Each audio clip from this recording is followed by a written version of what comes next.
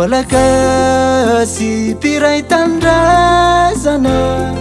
jereo ity nosy ity fazavela ongazana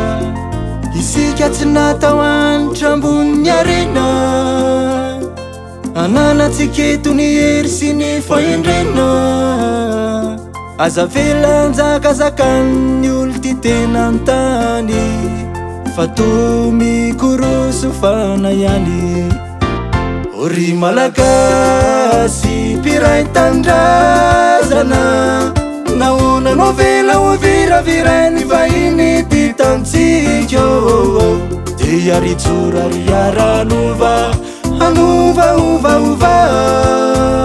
ho fitsinjovana ny zanansika sy anao tatoato namely mihitsy ny telestazy nalapotra ny tombotsy taza ianaovanazy aiza le fandripalemana mbandandandraina saranjako mbaza voatavita de tsy miasasaina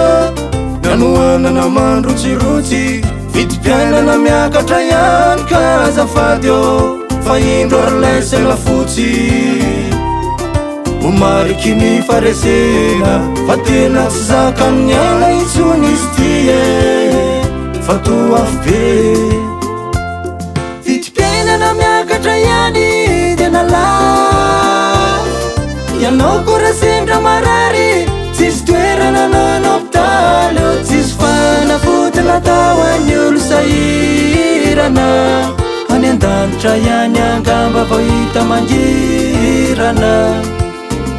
ory fireneko mitanondrika anao manolona ny faresena fa nomeny izy ka isaritsary na fahaleovatena fanjanana mianaka ihany iza monina tonga zany rinosy malalako tandrazaka ianao fa tsy ay olatsy sahirana hatramin'ny toerana mba ilevenako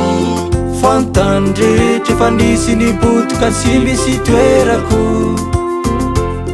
vidim-piainana miakatra ihany de nalafo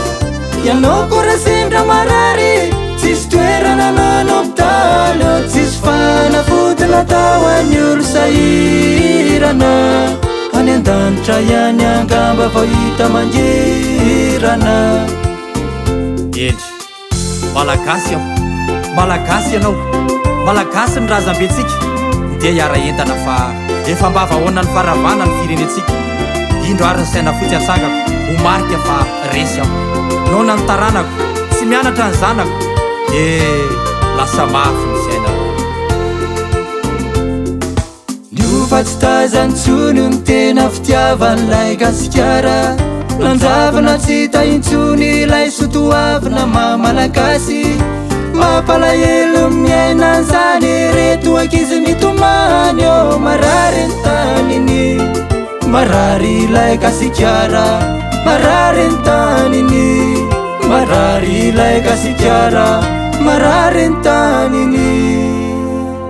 marary lay gasikara